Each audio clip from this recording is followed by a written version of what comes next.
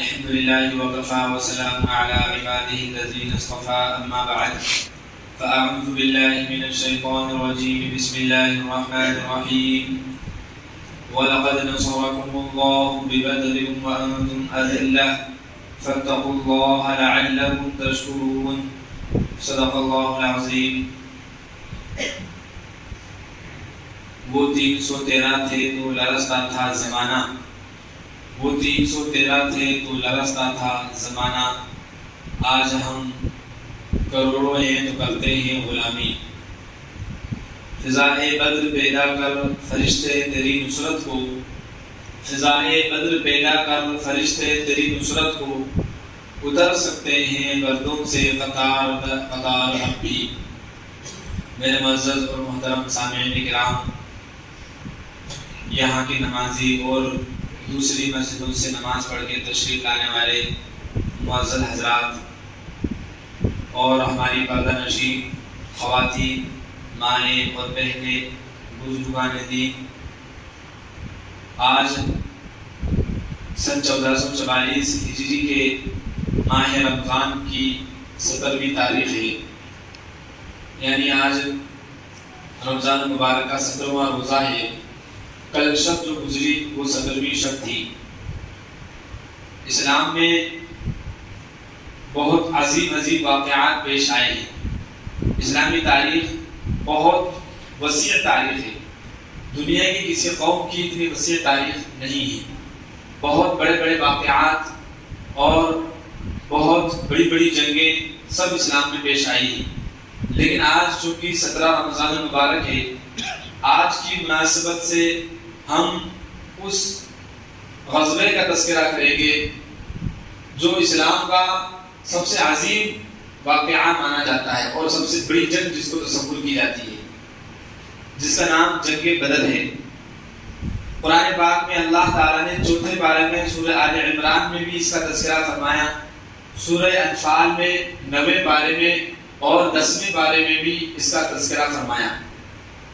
اور اس دن کو یعنی جس دن غزوہ بدر کا واقعہ پیش آیا، قرآن پاک کے اندر یوم الفرقان اس کو کہا گیا ہے، یعنی وہ فیصلے کا دن تھا جس دن اسلام اور کفر کے درمیان ایک فیصلہ کن جنگ ہوئی تھی۔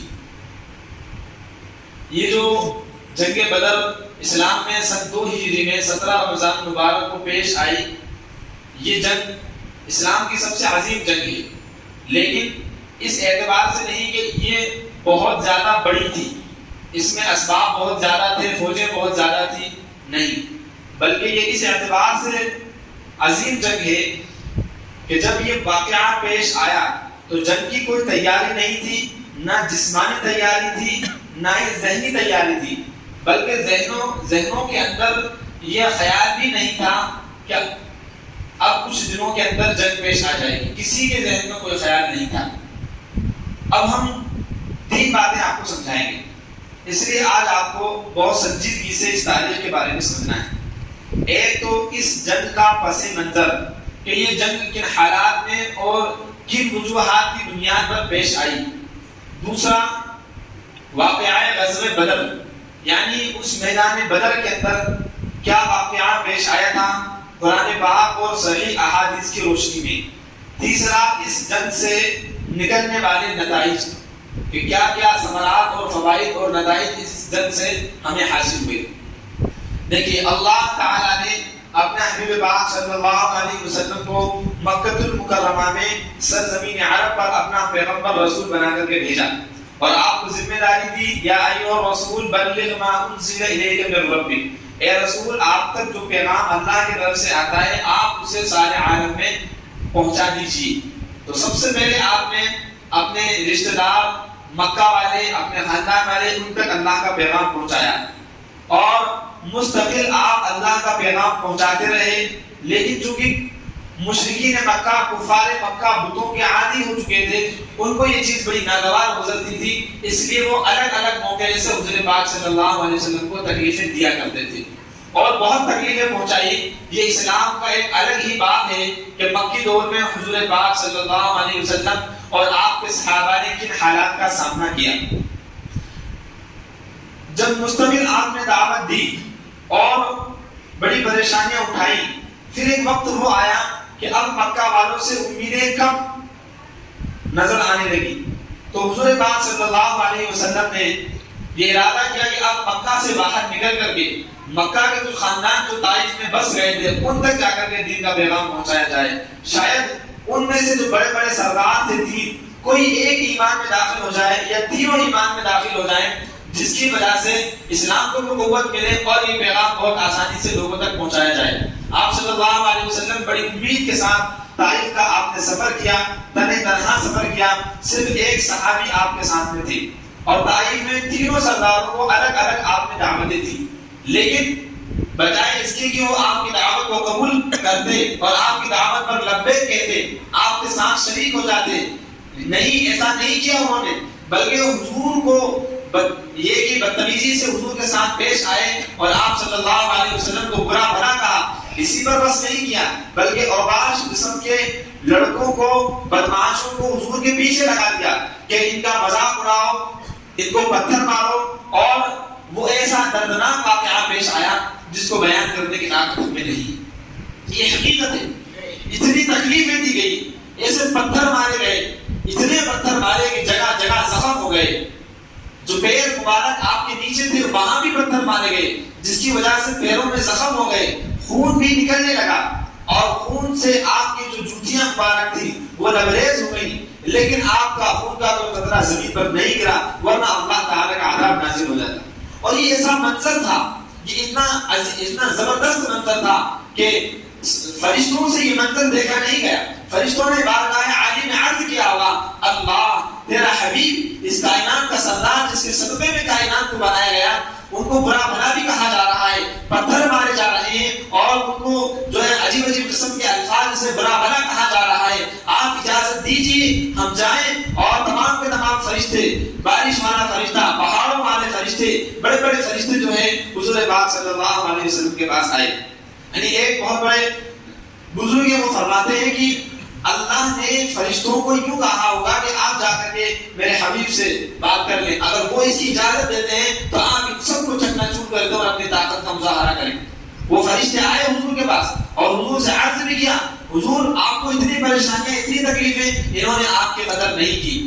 بہرحال مختصر یہ کہ حضور پاک صلی اللہ علیہ وسلم سے اجازت چاہیے کہ ہم ان کو برباد کر دیں, ہلاک کر دیں, اور بہت کم وقت کے اندر ہم ان کی نسلوں کو مٹا دیں گے اور دنیا کے اندر ان کا کوئی نام و نشان باقی نہیں رہے گا. لیکن اس وقت حضور پاک صلی اللہ علیہ وسلم نے قربان جائیں میرے جیسی ہزار جانیں اور ہم جیسی ہزار امتیں حضور پاک صلی اللہ علیہ وسلم پر قربان ہو جائیں. آپ نے بڑے صبر و تحمل سے کام لیا اور فرمایا یہ مجھے نہیں جانتے ہیں, یہ مجھے نہیں جانتے ہیں, ان کو کسی بھی قسم کا عذاب نہ دیا جائے, ان کو برباد نہ کیا جائے. ابھی نہیں, بعد میں یہ میرے پیغام کو, میری حقیقت کو سمجھیں گے اور پھر یہ یا ان کی نسلیں ایمان میں داخل ہوگی. بہرحال آپ صلی اللہ علیہ وسلم وہاں سے نا امید ہو کر کے, ظاہر ہے جسم میں بہت سارے زخم لگے ہوئے تھے, سارا جسم زخموں سے چور ہو گیا تھا. ہم غور کریں, تصور کریں کہ جب جسم کا یہ حال تھا تو آپ کے اس مبارک اور حسین اور پاکیزہ دل کا کیا حال ہوگا. آپ کے دل پر کیسی کائنات گزری ہوگی اور کتنے ٹکڑے اس کے ہوئے ہوں گے کہ اتنی امیدوں کے ساتھ تنہا جو لوگ اللہ نے جن کو مکہ کا سفر مبارک کیا ہے ان کو اندازہ ہوگا کہ مکہ سے کتنی دور ہے اور پورا مسلسل پہاڑوں کا سلسلہ ہے, پہاڑ ہی پہاڑ ہے. وہاں آج اگر کوئی پیدل جانا چاہے تو شاید وہ صحیح سالم نہیں جا سکتا. اس زمانے میں حضور تنہا صرف ایک صحابی کو اپنے ساتھ لے کر کے وہاں پہنچے. وہ پورا واقعہ ہے. پھر جب مکہ میں داخل ہونے کی باری آئی تو وہاں بھی بغیر امان کے مکہ میں داخل نہیں ہو سکتے. پھر وہاں ایک سردار نے حضور پاک صلی اللہ علیہ وسلم کو امان دی, اپنے بیٹوں کو بھیجا اور اعلان کیا کہ یہ حضور میرے امان میں ہیں, ان کو کوئی تکلیف نہیں پہنچا سکتا. لیکن اب آپ جو ہے بہت زیادہ ٹوٹ چکے تھے, بہت زیادہ زخموں کے سدائے ہوئے تھے. اب اللہ تعالیٰ نے آپ کی دستگیری کی اور آپ تک وحی بھیجی, پیغام بھیجا اور فوراً بہت جلد جو ہے آپ صلی اللہ علیہ وسلم کو حضرت جبرائیل کے ذریعے سے آسمانوں پر بلایا اور معراج کا واقعہ پیش آیا. اس کے بعد چند ہی دنوں کے اندر جب دیکھ لیا کہ آپ مکہ والوں سے نا امید ہو گئے تو پھر آپ کو یہ حکم دیا کہ اب آپ کو ہجرت کرنا ہے. حضور پاک صلی اللہ علیہ وسلم ہجرت کی غرض سے مدینہ منورہ روانہ ہوئے. یہ بھی تاریخ کا مفصل واقعہ اور ایک باب ہے ہجرت کا واقعہ. لیکن ہمیں ابھی ہمارا بیان کا موضوع وہ نہیں. اس کے بعد حضور پاک صلی اللہ علیہ وسلم مدینہ ہجرت فرما لی, آپ کے صحابہ نے ہجرت فرما لی. اب مدینہ کے اندر آپ نے سسٹم بنایا اور وہاں کے جو یہودی قبائل تھے ان سے بھی معاہدہ کیا اور مسلمان اور ان کا آپس میں معاہدہ کرایا کہ کوئی کسی سے لڑائی جھگڑے نہیں کرے گا اور سب اپنے اپنے مذہب پر رہتے ہوئے عمل کریں گے اور ہم ایک دوسرے کا ساتھ دیں گے. باہر سے اگر کوئی دشمن حملہ کرے گا تو ہم اس کا مل کر مقابلہ کریں گے. اس طریقے سے آپ نے وہاں سسٹم جمایا. اب غور کرنے والی بات یہ, اب ہم پس منظر کی طرف آ رہے ہیں, اس لیے آپ توجہ رکھیں. اب غور کرنے والی بات یہ ہے کہ جب مکہ سے حضور روانہ ہو گئے, آپ کے تمام صحابہ چلے گئے, اب مکہ والوں کو سکون ہو جانا چاہیے تھا کہ محمد اور ان کے ساتھیوں سے جان چھوٹی, وہ یہاں سے گئے, اب ہمیں ان سے کوئی سروکار نہیں, اب وہ کچھ بھی کریں. لیکن مکہ کے جو سردار تھے اور قریش کے جو سربراہان تھے ان کو یہ ہضم نہیں ہوا کہ کیسے یہ مدینہ جا کر کے کس طریقے سے سکون کی زندگی وہاں پر گزارنے اور کیسے یہ اللہ کا پیغام وہاں پر عام کرنے.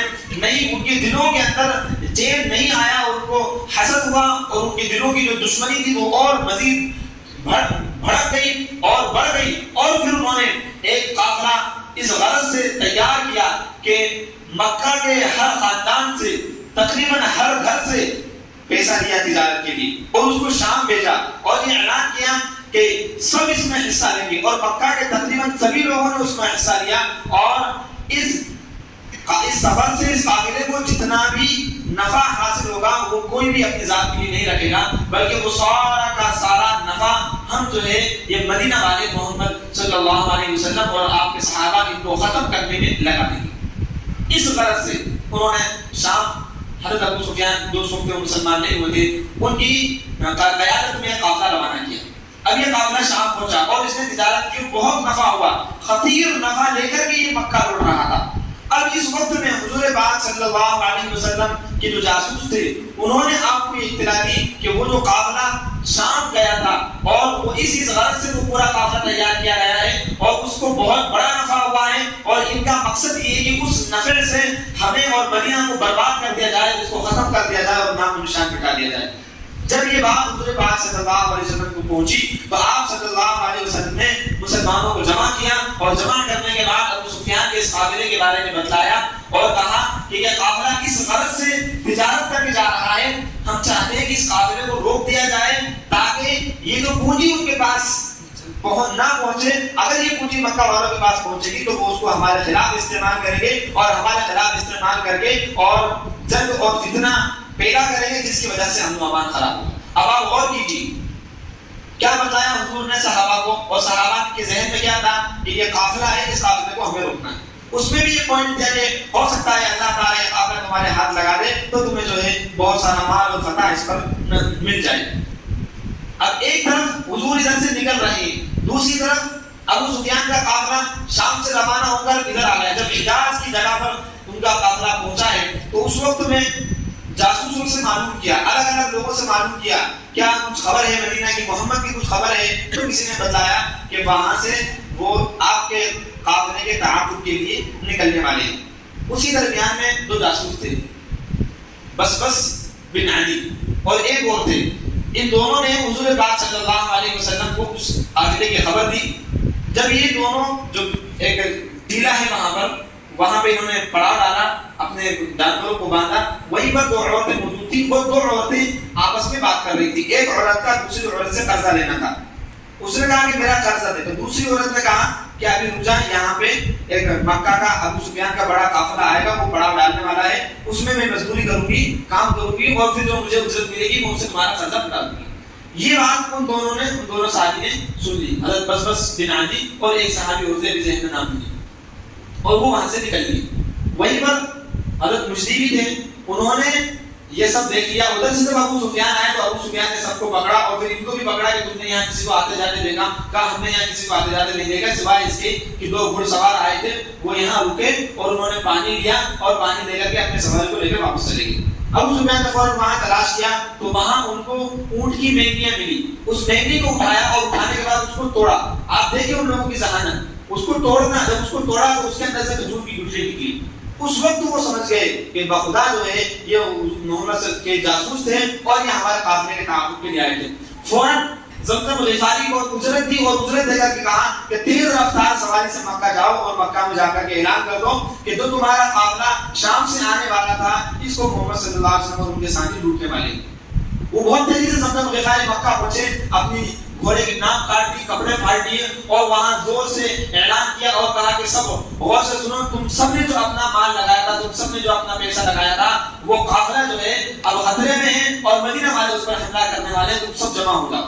بس یہ خبر جیسی مکہ میں پھیلی تو ابو جہل جو جس کو وہ ابو الحکم کہا کرتے تھے, وہ ابو جہل وہ ایکٹیو ہو گیا, حرکت میں آیا اور تمام کے تمام سردار جمع ہوئے اور سارے مکہ والوں کو جمع کیا اور کہا کہ ہر گھر سے جوان اس جنگ میں جو ہے اس قافلے میں شریک ہوں گے اور پورا سب لوگوں کو ملا کر کے, کیونکہ سب کا سرمایہ اس میں لگا ہوا تھا, اس کو ابھارا سب لوگوں کو اور ابھارنے کے بعد کہا کہ ہر آدمی اس میں حصہ لے گا اور پوری ایک فوج ترتیب دی, پورے سامان ہتھیار یعنی تمام قسم کے گھوڑے زرہیں اور تمام قسم کے تلواریں نیزے تیر یہ سب کے سب جمع کیے. انہوں نے پورا بیان کیا کہ اب ہم جا کر کے مدینہ والوں سے مقابلہ کریں گے اور اپنے قافلے کو بچائیں گے.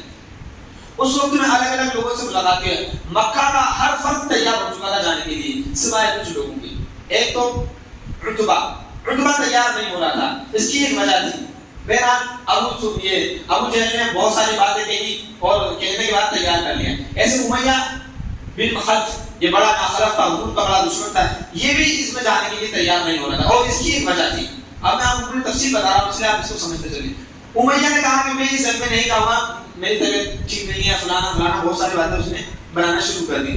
یہ بہانے کیوں بنا رہا تھا؟ کیونکہ ایک مرتبہ ایک صحابی جو ان کے دوست تھے, غالب بن سعد نام ہے, وہ یہاں مکہ آئے تھے, طواف کر رہے تھے اور ان دونوں کی دوستی تھی, امیہ کی اور ان صحابی کی. انہوں نے ان کو ٹھکانہ دیا اور ان کو طواف کرایا. جب یہ طواف کر رہے تھے اس وقت میں ابو جہل نے دیکھ لیا اور کہا کہ امیہ میں دیکھ رہا ہوں کہ ہمارا دشمن تمہارے ساتھ ہے اور بڑے اطمینان کے ساتھ یہ طواف کر رہا ہے, اگر تم نہیں ہوتے تو یہ صحیح سالم یہاں سے نہیں جا سکتا. اس وقت میں وہ جو صحابی تھے حضرت سعد وہ غصہ ہو گئے اور انہوں نے کہا کہ میں اس کو جو ہے ابھی صحیح کر دوں گا. تو اس نے کہا کہ تم ان کے خلاف آواز مت بلند کرو, یہ اس وادی کا سردار ہے ابو جہل کے بارے میں. اس کے بعد حضرت صاحب نے امیہ سے کہا کہ خدا کی قسم تم جو ہے حضور پاک صلی اللہ علیہ وسلم اور ان کے ساتھیوں کے ہاتھ مارے جاؤ گے, میں نے یہ سنا ہے, ان کو تذکرہ کرتے ہوئے سنا ہے. اب اس وقت اس کے دل کے اندر جو ہے یہ خوف بیٹھ گیا کہ اب تو یقیناً مجھے قتل کیا جائے گا. بس اس خوف کا اثر تھا کہ وہ اس دن بہت گھبرایا اور اپنی بیوی کے پاس گیا, ان میں صفوان کے پاس, صفوان ابو یہ امیہ کے بیٹے کا نام تھا, اور جانے کے بعد کہا کہ میرا سامان تیار کر دو, مجھے جانا ہے. جب یہ پورا فوج تیار ہو گئی تھی تو اس کی بیوی نے کہا کہ تمہیں معلوم ہے تم نے اپنے دوست کی بات یاد نہیں, انہوں نے کہا تھا کہ تمہیں قتل کر دیا جائے گا, تم کیوں جا رہے ہو؟ کہا میرا زیادہ آگے جانے کا ارادہ نہیں ہے, ابو جہل میرے پیچھے پڑا ہوا ہے, کچھ دور جاؤں گا اور پھر وہاں سے اپنی سواری لے کر کے واپس آ جاؤں گا. ابو جہل نے بھی یہی کہا کہ میں تمہیں ایک بہترین تیز رفتار سواری دوں گا, تم کچھ دیر چلو ہمارے ساتھ, پھر واپس آ جانا. اگر تم نہیں جاؤ گے تو بہت سارے لوگ تمہارے ساتھ نہیں جائیں گے کیونکہ تم یہاں کے بڑے سردار ہو. بہرحال یہ سب کے سب نکلی. اب دیکھو کسی کی موت اس کو کس طریقے سے کھینچ کر کے لے جاتی ہے. امیہ جہاں بھی پڑاؤ ڈالتا قافلہ وہیں پر ادھر ادھر نگاہ ڈالتا کہ کہیں سے نکلنے کی جگہ ملے, نکلنے کا موقع ملے, لیکن دھیرے جو ہے وہ آگے بڑھتے گئے, کہیں ایسا واپس ہونے کا موقع نہیں مل پایا. اور یہ سب کے سب جو ہے بڑے ڈھول تاشوں کے ساتھ اور بڑے ناچ گانوں کے ساتھ, بڑے غرور کے ساتھ, غلاموں کے ساتھ, نوکروں کے ساتھ بڑے اتراتے ہوئے نکلے. قرآن پاک کے اندر سورہ انفال میں 10ویں پارے میں اللہ نے فرمایا وَلَا تَكُونُوا كَالَّذِينَ خَرَجُوا مِن دِيَارِهِمْ بَطَرًا, کہ ان لوگوں کی طرح مت بن جاؤ جو اتراتے ہوئے نکلے تھے اور بڑے غرور کے اندر نکلے تھے کہ آج ہم جا رہے ہیں, پورا مکہ ہے اور سارے سردار ہیں, سارے سرداروں کے بیٹے ہیں, آج ہم جو ہے پورے مدینہ والوں کا صفایا کر دیں گے اور آج دنیا سے جو ہے ان کا نام مٹا دیا جائے گا. بہرحال یہ سوچ کر کے نکلے. ادھر ان کا معاملہ ہوا. ادھر جب حضور پاک صلی اللہ علیہ وسلم اپنے قافلے کو لے کر نکلے اور ابو سفیان کو یہ خبر ملی کہ حضور ہمارے تعاقب میں ہیں, تو اس نے فوراً ایک دوسرا راستہ اختیار کیا اور اپنے قافلے کا راستہ بدل کر کے وہ مکہ پہنچ گئے. اور وہاں سے اس نے پیغام بھی بھیجا کہ تمہارا قافلہ صحیح سالم واپس آ گیا ہے, تم اپنے قافلے کی حفاظت کے لیے یہاں سے روانہ ہوئے تھے, لہذا اب جنگ کرنے کی کوئی ضرورت نہیں, اب تم واپس آ جاؤ. لیکن ابو جہل نے اس کو نکار دیا کہ نہیں، اب ہم وہاں جائیں گے، 3 دن وہاں پر رکیں گے، کھائیں گے، پیئیں گے، عیش کریں گے، اور اگر ہمارے ساتھ جنگ ہوئی تو ہم ان سب کو ختم کر کے اس کے بعد ہی آئیں گے۔ اور بھی لوگوں نے کہا، ان کو مشورہ دیا۔ اخنس بن شریح یہ بنو زہرہ کا سردار تھا، اس نے بھی کہا کہ جب اپنا قافلہ واپس پہنچ چکا ہے مدینہ اور اب اپنے قافلے پر کوئی خطرہ نہیں ہے تو اب ہم کیوں جائیں، اپنے آپ کو کیوں ہلاکت میں ڈالیں؟ لیکن ابو جہل نے اس کی تردید کر دی۔ چنانچہ اخنس بن شریح کے قبیلے کے جتنے بھی لوگ تھے وہ سب اس کے ساتھ چلے گئے اور یہ لوگ آگے بڑھ گئے۔ اب جب حضور پاک صلی اللہ علیہ وسلم کا قافلہ کس لیے سے نکلا تھا کہ مکہ کا کہ جو ابو سفیان کا جو قافلے تجارت ہے اس کو ہمیں پکڑنا ہے اور اس سے سامان لینا ہے، لیکن اب حضور پاک صلی اللہ علیہ وسلم کے جاسوسوں نے خبر دی تو وہ قافلہ تو پہنچ چکا ہے اور مکہ سے 1000 سے زیادہ لوگ پورے سامان کے ساتھ، پوری تیاریوں کے ساتھ جنگ کے ارادے سے پوری فوج بنا کر کے نکلے ہیں۔ یہ جب حضور پاک صلی اللہ علیہ وسلم کو خبر ملی تو آپ صلی اللہ علیہ وسلم نے جو صحابہ آپ کے سامنے جمع کیا۔ ظاہر سی بات ہے کہ کوئی جنگ کے ارادے سے تو نکلے نہیں تھے، 2 گھوڑے تھے، 70 اونٹ تھے آپ کے پاس، چند تلواریں تھی اور چند زرہیں تھی۔ ایک سوار پر 3 لوگ سوار ہوا کرتے تھے، باری باری۔ ایک سواری پر حضور پاک صلی اللہ علیہ وسلم، ابو لبابہ اور حضرت علی رضی اللہ عنہ، یہ تینوں ایک سواری پر چلتے تھے۔ اور جب ایک سوار پر چلتے تھے تو باری طے کر رہی تھی کہ اتنی دور ایک آدمی، پھر اتنی دور ایک آدمی، پھر اتنی دور ایک آدمی۔ جب حضور پاک صلی اللہ علیہ وسلم کی پیدل چلنے کی باری آتی، حضرت علی اور ابو لبابہ کہتے ہیں کہ حضور ہم پیدل چلیں گے، آپ سوار ہو جائیے، آپ تو پیدل مت چلیے۔ حضور پاک صلی اللہ علیہ وسلم نے فرمایا کہ تم چلنے میں مجھ سے زیادہ طاقتور نہیں ہو اور میں ثواب کے لیے تم سے زیادہ بے نیاز نہیں ہوں، یعنی میں چلنے میں تم سے زیادہ مضبوط ہوں تو میں چل سکتا ہوں۔ دوسری بات یہ کہ جیسے ثواب کی تمہیں ضرورت ہے مجھے بھی ثواب کی ضرورت ہے، لہٰذا میں بھی پیدل چلوں گا، جب میری باری آئے گی میں سوار ہو جاؤں گا اور جب تمہاری باری آئے گی جب تم سوار ہو جانا۔ یہ شاہ مدینہ کے اخلاق دیکھیے، یہ آپ کا تواضع دیکھیے کہ آپ کائنات کے سردار ہیں اور آپ کے ساتھ جانثار صحابہ موجود ہیں اور وہ کہہ رہے ہیں کہ آپ سوار ہو جائیے، ہم پیدل چلیں گے، لیکن حضور پاک صلی اللہ علیہ وسلم نے اس کو منع فرما دیا۔ اب اس پورے کے پورے جو لشکر تھا، لشکر تو تھانے قافلے کے غرض سے نکلے تھے، صرف 2 گھوڑے تھے، ایک گھوڑا حضرت زبیر بن عوام کا تھا اور ایک گھوڑا حضرت مقداد کا تھا۔ بہرحال اب جب آپ صلی اللہ علیہ وسلم کو یہ خبر ملی تو آپ نے صحابہ کو جمع کیا، جمع کرنے کے بعد فرمایا کہ دیکھو ہم کسی اور ارادے سے نکلے تھے لیکن اب جو ہے ہمارے سامنے جنگ منتظر ہے۔ اب یہ مکہ والے جو ہے ہمارے سامنے بڑی فوج لے کر کے آ چکے ہیں، اب آپ لوگوں کا کیا مشورہ ہے؟ صحابہ سے مشورہ کیا۔ جب مشورہ مانگا تو حضرت ابوبکر صدیق رضی اللہ عنہ فوراً کھڑے ہوئے آپ نے کہا کہ حضور ہماری جانیں آپ پر قربان ہے، آپ جو کہیں گے وہ ہم کر گزریں گے۔ پھر حضرت عمر فاروق رضی اللہ عنہ کھڑے ہوئے، آپ نے بھی جو ہے وہی بات دہرائی کہ ہم آپ کے سامنے آپ جیسا کہیں گے ہم آپ کے لیے تیار ہیں، آپ جیسا حکم دیں گے ہم وہ کرنے کے لیے تیار ہیں۔ یہ سب کے سب مہاجرین صحابی تھے۔ ان میں سے حضرت مقداد بن اسود رضی اللہ تعالیٰ عنہ کھڑے ہوئے اور کھڑے ہونے کے بعد انہوں نے سمجھ میں آتا ہے آپ اس کو کر گزریے، خدا پاک کی قسم ہم آپ سے وہ نہیں کہیں گے جو بنی اسرائیل نے کہا تھا کہ فَاذْهَبْ أَنْتَ وَرَبُّكَ فَقَاتِلَا إِنَّا هَاهُنَا قَاعِدُونَ، کہ موسیٰ اور ہارون تم دونوں جاؤ اور تم دونوں لڑو اور ہم یہی بیٹھے ہیں اور جب ہمیں خبر ملے گی کہ تم جیت چکے ہو تو ہم تمہارے ساتھ پیچھے پیچھے آ جائیں گے۔ خدا پاک کی قسم ہم تم سے یہ کہنے والے نہیں ہیں، بلکہ آپ اٹھیے فَاذْهَبْ أَنْتَ وَرَبُّكَ فَقَاتِلَا إِنَّا مَعَكُمْ مُقَاتِلُونَ، کہ آپ اٹھیے، آپ مقابلہ کیجیے اور ہم آپ کے ساتھ مقابلہ کرنے والوں میں شامل ہیں۔ یہ تقریر حضور کو بہت پسند آئی، آپ کے چہرے پر جو ہے خوشی کی لہریں دوڑنے لگی اور بھی بہت سے صحابہ نے یہ رشک کیا کہ کاش ہم بھی یہی جملہ اور یہ والی تقریر حضور کے سامنے پیش کرتے۔ بہت سے صحابہ نے جو ہے یہ والی تقریر پیش بھی کری، لیکن اس کے باوجود پھر بھی حضور پاک صلی اللہ علیہ وسلم نے کہا مجھے مشورہ دو۔ اب جب اتنے سارے صحابہ نے مشورہ دے دیا، اتنے ساری تصویریں پیش کر دی، اس کے باوجود جو ہے حضور فرما رہے کہ مجھے مشورہ دو کہ ہمیں جنگ کرنا چاہیے یا واپس چلنا چاہیے۔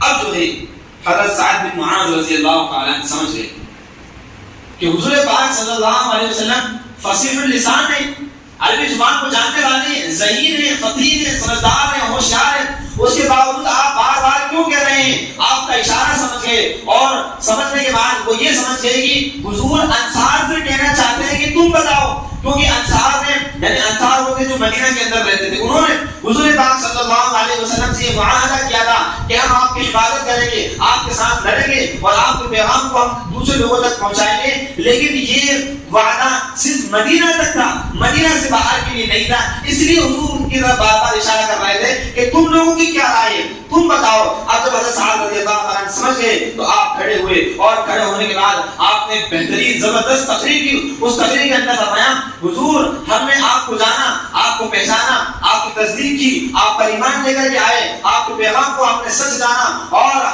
آپ ہمارے نزدیک ہماری جانوں سے زیادہ عزیز ہیں. خدا پاک کی قسم, ہم مکہ سے نکلے تھے کسی اور علاقے سے, اب اللہ نے ہمارے سامنے دوسری صورت پیدا کر دی ہے. آپ کر گزریے جو آپ چاہتے ہیں, آپ جس کا مان چاہے لے لیں, آپ جس کو چاہیں دوست بنا لیں, آپ جس کو چاہیں اپنا بنا لیں, جس کو چاہیں دور کر دیں, جس کو چاہیں دشمن بنا دیں. خدا پاک کی قسم, اس ذات کی قسم جس نے آپ کو رسول بنا کر کے بھیجا ہے, اگر آپ کہیں گے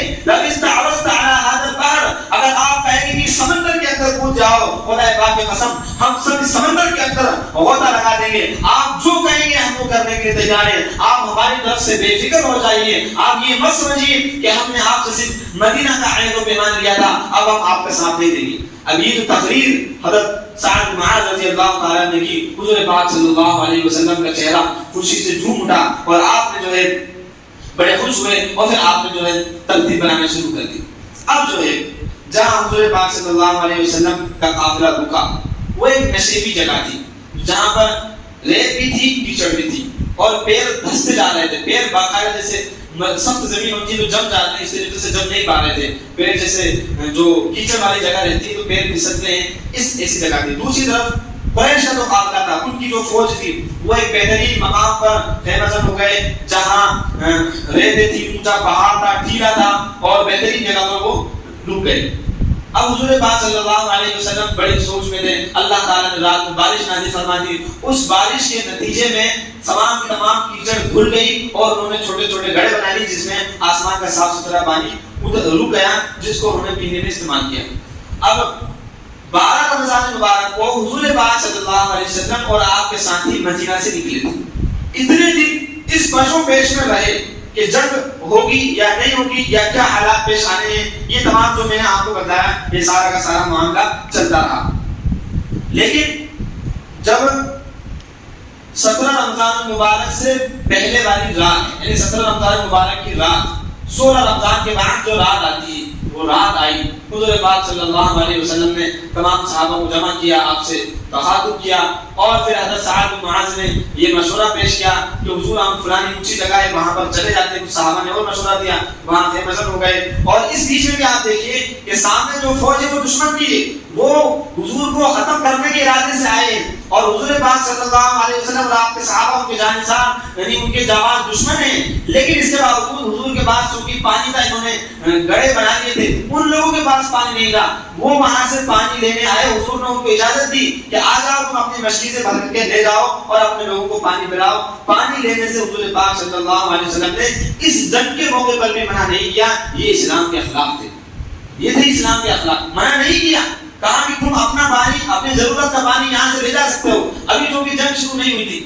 پھر اسے ایک دن پہلے حضور پاک صلی اللہ علیہ وسلم صحابہ کو لے کر نکلے, اور فرمایا کہ اللہ نے مجھ سے وعدہ کیا ہے کہ 2 فتح میں سے ایک تمہیں ضرور ملے گی, یا تو وہ قافلہ مل جائے گا یا پھر ان پر فتح ملے گی. وَإِذْ يَعِدُكُمُ اللَّهُ إِحْدَى الطَّائِفَتَيْنِ أَنَّهَا لَكُمْ, اللہ نے وعدہ کیا کہ تمہیں دونوں جماعتوں میں سے ایک جماعت ملے گی اور تمہیں اس پر فتح نصیب ہوگی. پھر حضور نے بتایا کہ دیکھو یہ ابو جہل کے قتل گاہ ہے, یہ امیہ کے قتل گاہ ہے, یہ فلانے کے قتل گاہ ہے. اس طریقے سے صحابہ کو ایک ایک کر کے جگہ بتلائی, اور صحابہ دیکھ رہے تھے کہ حضور پاک صلی اللہ علیہ وسلم سب کے مرنے کی جگہ بتلا رہے ہیں. بعد میں صحابہ کا بیان بھی آیا کہ حضور نے جس کے لیے جو جگہ بتلائی تھی وہ ایک انچ بھی اس جگہ سے آگے پیچھے نہیں ہوا, اسی جگہ پر مارا گیا. بہرحال شام ہو گئی. شام میں حضرت علی رضی اللہ تعالیٰ فرماتے ہیں کہ ہم میں سے کوئی ایسا نہیں تھا جو نہیں سویا, سب کے سب سو گئے. رمضان مبارک کا مہینہ تھا. یہ بھی ایک حکمت ہے, اللہ تعالیٰ نے یہ واقعہ رمضان میں کیوں مقدر کیا. حضرت مولانا ادریس صاحب کاندوی نے سیرت مصطفیٰ جلد 2 میں لکھا ہے کہ اس کی وجہ یہ تھی کہ اللہ تعالیٰ آزمانا چاہتے تھے, مصیبت پر مصیبتیں, یعنی آزمائش پر آزمائش کی. ایک تو صبح 7 سے لے کر غروب آفتاب تک روزہ رکھنا ہے, بھوکے رہنا ہے, پیاسے رہنا ہے, پھر اللہ کے دین کے لیے حضور پاک صلی اللہ علیہ وسلم کا ساتھ دینا ہے، دشمنوں سے لڑنا ہے، مقابلہ کرنا ہے۔ اب جو 17 رمضان مبارک سے پہلے والی رات تھی، جمعہ رات کا دن تھا اور جمعہ والی رات تھی، یعنی جمعے سے پہلے جو رات آتی ہے وہ رات تھی۔ حضرت علی فرماتے ہیں کہ تمام کے تمام صحابہ سو گئے، لیکن حضور پاک صلی اللہ علیہ وسلم نہیں سوئے۔ آپ صلی اللہ علیہ وسلم جاگ رہے تھے رات بھر۔ جو آپ کے لیے چھپر بنایا گیا تھا جس کو عریش کہا جاتا ہے عربی میں، آج کے وہاں پر مسجد عریش، اس جگہ پر جو ہے اس نام کی مسجد بنی ہوئی ہے میدان بدر کے پاس میں۔ حضور پاک صلی اللہ علیہ وسلم ساری رات دعائیں فرماتے رہے، ساری رات روتے رہے، برابر مستقل اللہ کے سامنے عاجزی کے ساتھ، تضرع کے ساتھ روتے رہے، گڑگڑاتے رہے، یہاں تک کہ جو ہے صبح ہو گئی۔ جب صبح ہوئی تو حضور نے کہا کہ آواز لگائی، صحابہ کو اٹھا دیا۔ ایک درخت ہے، اس درخت کے نیچے حضور پاک صلی اللہ علیہ وسلم نے صحابہ کو جمع کر کے نماز پڑھائی۔ نماز فجر پڑھانے کے بعد جو ہے صحابہ کو جنگ کی ترتیب سمجھائی، صفیں بنائی کہ کون کس صف میں ہوگا، کون کہاں پر کھڑا ہوگا، اس طریقے سے پوری ترتیب جو ہے حضور پاک صلی اللہ علیہ وسلم نے بنائی۔ جب آپ صف کی ترتیب بنا رہے تھے تو پہلے کا طریقہ جنگ یہی ہوا کرتا تھا کہ ایک طرف ایک فوج ہو جاتی تھی، دوسری طرف دوسری فوج ہو جاتی تھی، پھر اس فوج سے ایک آدمی آتا، اس فوج سے ایک آدمی آتا اور دونوں کا مقابلہ ہوتا، پھر ایک ایک آتے، پھر اس کے بعد جو ہے گھمسان کی جنگ شروع ہو جاتی تھی۔ اب جب حضور پاک صلی اللہ علیہ وسلم ترتیب بنا رہے تھے، سب بنا رہے تھے، تو ایک صحابی ہیں حضرت ثواب بن غزیہ رضی اللہ عنہ، یہ ذرا سے سب سے تھوڑا سا آگے نکلے ہوئے تھے۔ حضور پاک صلی اللہ علیہ وسلم کے ہاتھ میں تیر تھا، آپ نے ان کے پیٹ میں تیر کا کچوکا مارا ہوتا کہ پیچھے ہوتا۔ تو انہوں نے کہا حضور اللہ نے آپ کو پیغمبر بنا کر کے بھیجا ہے، آپ عادل ہیں، مجھے تکلیف پہنچی ہے اور مجھے بدلہ چاہیے۔ حضور پاک صلی اللہ علیہ وسلم نے اپنے پیٹ سے کپڑا اٹھایا اور کہا کہ تمہارا بدلہ لے لو۔ وہ فوراً جو ہے حضور سے لپٹ گئے اور آپ کا بوسہ لیا پیٹ کا اور کہا کہ میرا بدلہ ہو گیا۔ یعنی یہ بہانہ تھا کہ میں حضور پاک صلی اللہ علیہ وسلم کے جسم مبارک کا بوسہ دے دوں۔ اب جب صفیں بن گئی، ادھر بھی صفیں بن گئی، اس کے بیچ میں ایک شخص کو انہوں نے حضور پاک صلی اللہ علیہ وسلم اپنے صحابہ کا جو پورا قافلہ تھا، جو پوری فوج تھی، اس کا معائنہ کرنے کے لیے بھیجا کہ دیکھ کر آؤ کتنے لوگ ہیں، کتنے سامان ہے، کیا کیا ہے۔ جب وہ آنے کے بعد انہوں نے سب دیکھا اور جب واپس گئے تو کہا کہ وہ زیادہ بڑی تعداد میں تو نہیں ہے، زیادہ ساز و سامان ان کے پاس نہیں ہے، لیکن وہ سب اس ارادے کے لگ رہے ہیں کہ ان میں سے کوئی بھی اس وقت تک نہیں مرے گا جب کہ وہ اپنے سامنے والوں کو ایمان دے۔ تو وہ تقریباً 300 کے آس پاس ہیں، ایسا اس نے کہا کہ 300 کے آس پاس ہیں۔ تو یہ تو پکا ہے کہ ہم میں سے 300 سے زیادہ تو مر جائیں، کیونکہ ان میں سے کوئی بھی جب تک اپنے مقابل کو نہیں مان لے گا تب تک وہ جو ہے واپس ہونے والا نہیں اور وہ مرے گا بھی نہیں۔ اب جب یہ بات ان کے قاصد نے ان سے کہی تو ان لوگوں میں کھلبلی مچی۔ اس نے مشورہ بھی دیا کہ میرا مشورہ یہ ہے کہ اب ہم جنگ نہیں کریں، ہمارا قافلہ پہنچ چکا ہے، ہم اب بھی واپس چلے جائیں۔ اب یہ جو عتبہ، یہ ایک سردار تھا بہت بڑا، عتبہ ابن ربیعہ، اس کے پاس پہنچا اور کہا کہ آپ بہت بڑے سردار ہیں، میں آپ سے درخواست کرتا ہوں کہ آپ جو لوگوں کو سمجھائیں اور ہم یہاں سے چلتے ہیں، بنا مطلب کہ اپنے آپ کو جو ہے ہلاک کرنے میں کوئی فائدہ نہیں ہے۔ عتبہ کھڑا ہوا اور عتبہ نے ایک تقریر کی اور تقریر میں کہا کہ لوگوں، ہم اصل جو نکلے تھے ہمارے قافلے کے ارادے سے نکلے تھے، ہمارے قافلے کو اللہ نے صحیح سالم پہنچا دیا۔ دیکھو وہ لوگ بھی اللہ پر ایمان رکھتے تھے لیکن وہ مشرک تھے، تو کہا ہمارا قافلہ پہنچ چکا ہے، اب ہمیں جنگ کرنے کی کوئی ضرورت نہیں ہے۔ اگر ان لوگوں کو، یہ لوگ اگر ہم پر غالب آ گئے اور ہم ختم ہو گئے تو بلا وجہ کے اپنے آپ کو نقصان میں ڈالنا ہے، اور اگر یہ یہاں سے واپس چلے جاتے ہیں مدینہ اور اللہ نے ان کو فتح بھی دے دی تو یہ تمہارے رشتے دار ہیں، تمہارے پریوار والے ہیں، ان کی عزت ہوگی، ان کا نام بلند ہوگا تو تمہارا بھی نام بلند ہوگا، لہذا ہمیں آپس میں جنگ کرنے کی کوئی ضرورت نہیں ہے، ہم تو ویسے ہی بڑھیا ہیں۔ اب عتبہ نے تقریر کرنے کے بعد کہا کہ ذرا میں ابو جہل، چونکہ یہ سب سے بڑا سردار تھا ابو جہل، یہ لوگ اس کو ابو الحکم کہا کرتے تھے۔ ابو الحکم مطلب فیصلے والا تھا، یہ سب سے بڑا آدمی تھا۔ ابو جہل اس کو حضور پاک صلی اللہ علیہ وسلم نے لقب دیا تھا، انتہائی درجے کا جاہل انسان تھا، حد سے زیادہ جہالت اس کے اندر موجود تھی۔ جب یہ مرا ہے حضور پاک صلی اللہ علیہ وسلم نے فرمایا تھا کہ موسیٰ علیہ السلام کی قوم کا، حضرت موسیٰ علیہ السلام کے لیے فرعون وہ تھا اور میری امت کا فرعون جو ہے یہ ابو جہل ہے، اور آپ نے فرمایا کہ یہ فرعون حضرت موسیٰ علیہ السلام کی قوم کا جو فرعون تھا اس سے بھی بڑا یہ فرعون ہے۔ اس نے غصہ ہو گیا اور ڈانٹ دیا عتبہ کو اور سب کو کہ تم کیسی بزدلی دکھا رہے ہو، بزدلی دکھانے کی کوئی ضرورت نہیں ہے، ہم لڑیں گے اور ان سب کو جو ہے ختم کر کے جائیں گے، اور جب تک ہم نہیں لڑنے دیں کوئی بھی واپس جانے والا نہیں۔ اب جب یہ تقریر اس نے کر دی، اب اصل جنگ شروع ہوتی ہے۔ اب عتبہ کا بھائی شیبہ اور عتبہ کا بیٹا ولید، یہ تینوں جو ہے نکلے، اس نے بہادری دکھائی، پوری والی بہادری، کہ اب جب تم مجھ سے بزدل بولتے ہو. یہ تینوں سب سے پہلے جو ہے جنگ میں نکلے. اب یہ جو واقعہ پیش آ رہا ہے یہ 17 رمضان مبارک کا دن ہے, جمعے کا دن ہے, اور دن کی یہ بات ہے. وہ تین نکلے اور انہوں نے کہا ہر بھی مبارز کون ہے مقابلے کے لیے آؤ. مقابلے کے لیے انہوں نے آواز دی. جب آواز دی تو حضور پاک صلی اللہ علیہ وسلم کی طرف سے تین جانصار نکلے, حضرت عوف, حضرت معوذ اور عبداللہ ابن رواحہ. یہ تین جب ادھر سے نکلے تو چونکہ جنگ میں سب خوف پہنے ہوئے رہتے ہیں تو چہرہ پہچان نہیں آتا ہے. انہوں نے پوچھا تم کون ہو؟ انہوں نے اپنا نام بتایا. یہ سب کے سب جو ہے انصاری تھے, یعنی مدینہ کے تھے. انہوں نے کہا کہ تم ہمارے مقابلے کے نہیں ہو. بہت غرور تھا, گھمنڈ تھا. ہم تم سے نہیں لڑنے والے, تم ہمارے مقابلے کا ہو نہیں. تم جاؤ اور ہمارے پریوار والے جو ہمارے خاندان والے مکہ سے بھاگ کر کے مدینہ آ گئے ان کو بھیجو, ان سے ہم مقابلہ کریں گے, وہ ہیں ہمارے مقابلے کے. حضور پاک صلی اللہ علیہ وسلم کے اشارے سے یہ چلے گئے. اب ادھر سے جو ہے تین جانصار آئے, حضرت علی بن مرتضی رضی اللہ تعالیٰ عنہ, سید الشہداء حضرت حمزہ رضی اللہ تعالیٰ عنہ اور حضرت عبیدہ بن الحارث. یہ تینوں جو ہیں ادھر سے نکلے. پھر انہوں نے پوچھا کہ تم کون ہو؟ انہوں نے اپنا نام بتایا. تب انہوں نے کہا کہ ہم اقفا, یہ ہمارے برابری کے لوگ ہیں اور اب جنگ میں مزہ آئے گا اور اب ہم مقابلہ کریں گے. بس تینوں آمنے سامنے ہوئے, ادھر دشمنوں کی صفیں ہیں, ادھر اصحاب کی صفیں ہیں, اور یہ دو تینوں جو ہیں ایک دوسرے کے مقابلے میں ہیں. اب جب جنگ شروع ہوتی ہے تو حضرت علی رضی اللہ تعالیٰ کے جو مقابلہ تھا ایک ہی بار میں اس کو حضرت علی رضی اللہ تعالیٰ نے فنش کر دیا, ختم کر دیا. حضرت حمزہ کا جو مقابلہ تھا انہوں نے بھی ایک ہی بار میں اس کو ختم کر دیا.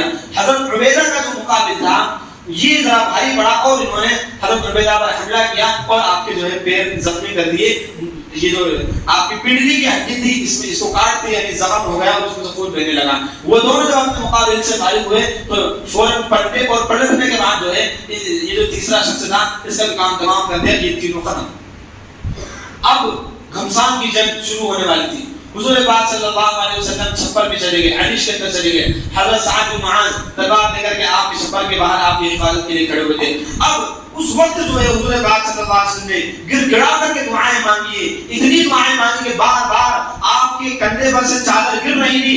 حضرت ابوبکر صدیق بار بار کہہ رہے تھے حضور اس کی ضرورت نہیں ہے, اللہ آپ اپنا وعدہ پورا کرنے والے ہیں. لیکن حضور بار بار مانگے جا رہے تھے حتیٰ کہ حضرت ابوبکر صدیق کو بھی رحم آیا, ترس آیا اور آپ کی چادر کو آپ کے کندھوں پر ڈالا اور کہا حضور بس کیجیے, اٹھ جائیے, اللہ نے آپ کی سن لی ہے. بس جیسے حضور پاک صلی اللہ علیہ وسلم کی دعا پوری ہوئی, مکمل ہوئی, پوری ہونے کے بعد حضور پاک صلی اللہ علیہ وسلم باہر نکلے ہیں اور کہا ابشر یا ابا بکر, ابو بکر خوشخبری حاصل کر لو, اللہ نے مدد بھیج دی ہے, اللہ نے اپنا وعدہ پورا کر دیا ہے. کہا دیکھو یہ جبرائیل ہیں, یہ اپنے گھوڑے پر سوار ہیں اور ان کے ساتھ یہ فرشتوں کا لشکر ہے.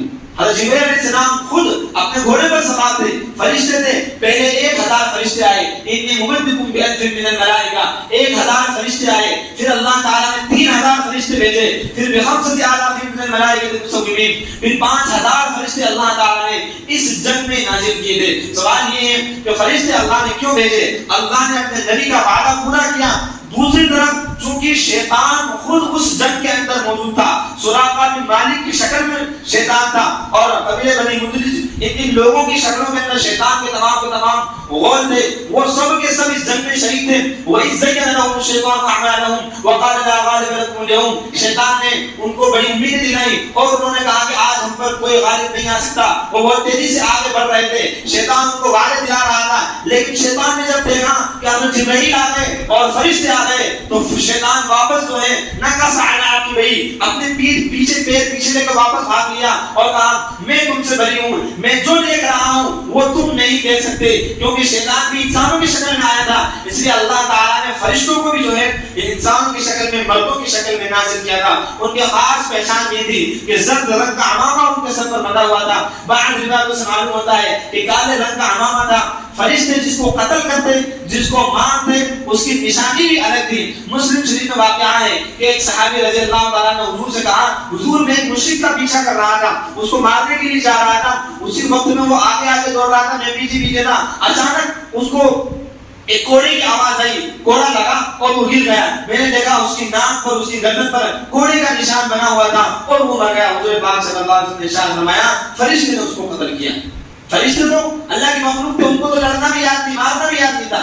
قرآن پاک کی سورۃ الانفال میں 9 بار میں اللہ نے ان کو سکھایا اور فرمایا فَضْرِبُوا فَوْقَ الْأَعْنَاقِ وَاضْرِبُوا مِنْهُمْ كُلَّ بَنَانٍ کہ تم ان کی گردنوں کو اڑاؤ اور ان کے کوروں کو کاٹو.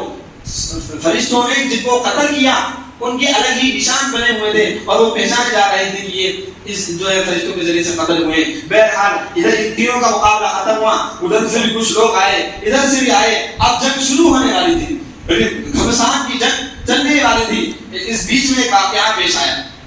ایک صحابی تھے حضرت عبد الرحمن بن عوف رضی اللہ تعالیٰ, یہ صف میں موجود تھے اور ان کے درمیان ان کے آس پاس میں 2 بچے تھے, ایک معاذ اور ایک معوذ. یہ دونوں حضرت عفرا رضی اللہ تعالیٰ عنہ کے بیٹے تھے. وہ دیکھ رہے تھے کہ دیکھو میرے پاس دونوں بیٹے ہیں, چھوٹے چھوٹے بچے ہیں, کوئی بڑا ہوتا تو مقابلہ اچھے سے ہم تینوں مل کر کے مقابلہ کر لیتے. بس ظاہر ہے کہ ہر ایک اپنے آس پاس والے کو دیکھتا ہے. اس وقت میں وہ یہ سوچ رہے تھے. اتنے میں ایک نے کہا چچا میاں کیا ہوا کہ ابو جہل کو پہچانتے ہو؟ ہم تو نہیں پہچانتے, آپ بتا دینا ابو جہل کون ہے, ذرا ہمیں بتا دو. کہا تم ابو جہل کا کیا کرو گے؟ اتنے دوسرے سائڈ والے نے بھی کہا ابو جہل کی کہہ تو بتلا دینا. تو کہا کہ تم ابو جہل کا کیا کرو گے کہ ہم نے سنا ہے کہ وہ حضور کو گالیاں بکتا تھا, برا برا بولتا تھا. خدا پاک کی قسم یا تو ہم مر جائیں گے یا اس کو مار دیں گے, لیکن اس کو جو ہے ہم نہیں چھوڑیں گے. بس اتنے میں وہ بات ہی کر رہے تھے کہ ابو جہل سامنے آیا اور انہوں نے حضرت عبد الرحمن بن عوف سے کہا کہ یہ ابو جہل تمہارا نشانہ ہے. اتنے میں وہ دونوں بھائی باز کی طرح حملہ کرتے ہوئے اس پر جھپٹے اور حالانکہ اتنے چھوٹے تھے کہ ان کی تلواریں زمین پر گھسٹ رہی تھی, لیکن انہوں نے شدت کے ساتھ حملہ کیا تو اس کو گرا دیا. اتنے میں ایک صحابی حضرت سعد بھی ان کے پیچھے آ گئے. حضرت یہ جو ابو جہل کا بیٹا حضرت عکرمہ, اس وقت یہ مسلمان نہیں ہوتے, بعد میں مسلمان ہو گئے تھے. انہوں نے جب دیکھا کہ اس کے باپ پر حملہ کیا ہے تو اس نے جو ہے حضرت سعد رضی اللہ تعالیٰ عنہ کا یہ بازو ایک بہت تیزی سے آپ کے بازو پر حملہ کیا اور آپ کا ہاتھ پورا کا پورا کاٹ دیا. ذرا سا صرف کھال کے اندر لٹکا ہوا تھا. اس وقت وہ اسی کٹے ہوئے ہاتھ کے ساتھ برابر مقابلہ کرتے رہے, برابر دشمنوں سے لڑتے رہے. لیکن جب زیادہ پریشانی آنے لگی, چونکہ اب اس ہاتھ کے اندر جان تو تھی نہیں, وہ کھال میں لٹکا ہوا تھا, اسے جب پریشانی آنے لگی تو آپ نے اپنے پیر کے نیچے اس کو دبایا اور ایک جھٹکا دیا, جس کی وجہ سے اپنے ہاتھ کو الگ کر دیا اور بنا ہاتھ کے جو ہے مقابلہ کرنے لگے. اللہ اکبر.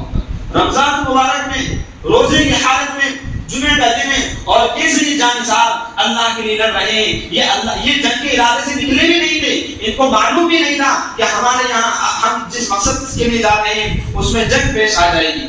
بہرحال یہ آگے بڑھتا رہا. ابو جہل کا کام تمام ہوا, وہ بے ہوش نہیں پڑا رہا. ادھر دوسری طرف صحابہ اور مشرکین آپس میں ایک بھڑ گئے اور صحابہ پوری ہمت کے ساتھ, پوری طاقت کے ساتھ لڑتے رہے یہاں تک کہ 70 بڑے بڑے سردار اس جنگ میں شہید ہوئے. اسی میں یہ واقعہ پیش آیا. امیہ بن خلف جو بھاگتا پھر رہا تھا, پیچھے ہٹ رہا تھا, وہ نظر آ گیا حضرت بلال حبشی رضی اللہ تعالیٰ عنہ کو. حضرت بلال حبشی نے کہا یہ ملعون کم بخت مقتول, اس نے بہت اذیتیں دی مسلمانوں کی, اور زور سے کہا کہ آؤ یہ دشمن ہے, اس کو پکڑتے ہیں, مارتے ہیں. اتنے میں حضرت عبد الرحمن بن عوف نے بھی دیکھ لیا. حضرت عبد الرحمن بن عوف اس کے دوست تھے, بلانے یہ مسلمان ہو گئے تو وہ مسلمان نہیں ہوتا. انہوں نے سوچا کہ میں اس کو بچا لیتا ہوں, سمجھا دوں گا, بڑا آدمی مسلمان ہو جائے گا تو اس سے اسلام کو بڑا فائدہ ہوگا. اس کو بچانے کے لیے حضرت عبد الرحمن بن عوف کے ہاتھ میں کچھ زریں تھی جو انہوں نے لوٹی تھی, وہ سب چھوڑ دی اور وہ اس کے جو کیا نام تھا امیہ کے پاس چلے گئے اور اس کو پورا ڈھانپ لیا. لیکن حضرت بلال نے اور تیز آواز لگائی کہ آؤ یہ دشمن ہے. اتنے میں بہت سارے انصاری صحابی آئے اور سب نے جو ہے اس پر حملہ کیا. تو عبد الرحمن بن عوف پورے امیہ پر لیٹ گئے کہ اس کو مت مارو, لیکن نیچے سے جو ہے کچھ صحابہ نے تلوار سے مارا اور اس کا کام تمام کر دیا. اس میں حضرت عبد الرحمن بن عوف کا پیر بھی زخمی ہو گیا, ان کو زخم بھی لگا, پنڈلی کے اندر زخم ہو گیا, لیکن اس کا جو ہے کام تمام ہوئی اپنے خلق نے کر دیا. اور حضرت بلال حبشی رضی اللہ تعالیٰ جو ایک وقت میں غلام تھے جن کو ستایا جاتا تھا, انہوں نے اس کا سر تن سے جدا کیا, الگ کیا, اور الگ کرنے کے بعد جو ہے اس کو ختم کر دیا. یہ اللہ تعالیٰ نے جو ہے ان کی مدد فرمائی گی. ایسے ہی حضور پاک صلی اللہ علیہ وسلم نے جب جنگ کا یہ موقع دھیرے دھیرے ختم ہونے لگا, جنگ کا شور, اور ان کے 70 لوگوں کو قید کر لیا گیا اور بہت سے لوگ بھاگ گئے, تو کہا کہ زخمیوں کو تلاش کرو. ابو جہل نہیں مل رہا تھا, اس کو تلاش کرنے کے لیے گئے. حضرت عبداللہ ابن مسعود رضی اللہ تعالیٰ عنہ پہنچے تو ان کو ابو جہل مل گیا. ابو جہل مل گیا چونکہ وہ زخمی حالت میں تھا, یہ اس کے اوپر چڑھ کر کے بیٹھ گئے. ابو جہل نے کہا کہ تم کسی حیثیت کے لیے مجھے مارنے آئے ہو, چلو اب کچھ کر تو سکتا نہیں تھا, لیکن اب اس کا عناد اور اس کی جہالت دیکھو. کہنے لگا مجھے اگر مارنا ہے تو یہ میری تلوار لو, اس تلوار سے مارنا مجھے، اسی تلوار سے مجھے مارنا، اور میرا سر تھوڑا نیچے سے کاٹنا تاکہ میں مرنے کے بعد میں بھاری دکھوں اور بڑا دکھوں۔ اس کا غرور دیکھو، حضرت عبداللہ بن مسعود رضی اللہ عنہ نے اسی کی تلوار لی اور اسی کی تلوار سے اس کا کام تمام کیا، اور اس کا سر لے کر کے حضور پاک صلی اللہ علیہ وسلم کی خدمت میں پہنچے، کہا حضور یہ ابو جہل ہے۔ حضور پاک صلی اللہ علیہ وسلم نے کہا ہاں خدا پاک کی قسم، یہی قسم و ذات جس نے مجھے دین برحق لے کے بھیجا ہے، یہی ابو جہل ہے۔ اور آپ صلی اللہ علیہ وسلم خوش ہو گئے، اور حضور نے فرمایا کہ آج میری امت کا فرعون مارا گیا۔ فرمایا یہ میری امت کا جو فرعون ہے یہ موسیٰ کے فرعون سے بھی بڑا ہوا ہے جہالت میں، تکبر میں، کیونکہ موسیٰ علیہ السلام کے قوم کا جو فرعون تھا مرتے وقت وہ کلمہ پڑھنے لگا تھا، حالانکہ اس کا کلمہ پڑھنے میں اس کو فائدہ نہیں دیا، لیکن یہ مرتے وقت بھی غرور کی تکبر کی باتیں کر رہا تھا۔ آج اس کا کام تمام ہوا۔ اس جنگ میں تمام کے تمام بڑے بڑے کفار قریش اور سرداروں کو ختم کر دیا گیا۔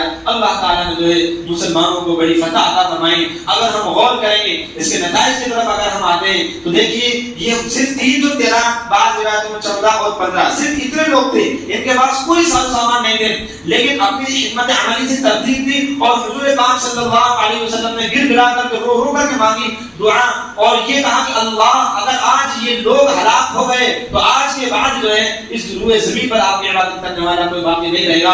پوری جان فشانی کے ساتھ محنت بھی کی اور اللہ سے دعا بھی مانگی۔ پتہ چلا کہ دونوں چیزیں ضروری ہیں، اللہ سے مانگنا بھی ضروری ہے اور ضرورت کے مطابق جو اسباب ہیں ان کو بھی اختیار کرنا ضروری ہے۔ اسی وجہ سے اللہ نے فرشتوں کو نازل فرمایا۔ سوال یہ پیدا ہوتا ہے کہ فرشتہ تو ایک ہی کافی ہو جاتا، 1000 فرشتے، پھر 3000 فرشتے، پھر 5000 فرشتے، اتنے فرشتے اللہ نے کیوں نازل کیے، کیوں بھیجے؟ جواب اس کا یہ ہے کہ یہ دنیا عالم اسباب ہے، دار الاسباب ہے۔ اللہ تعالیٰ نے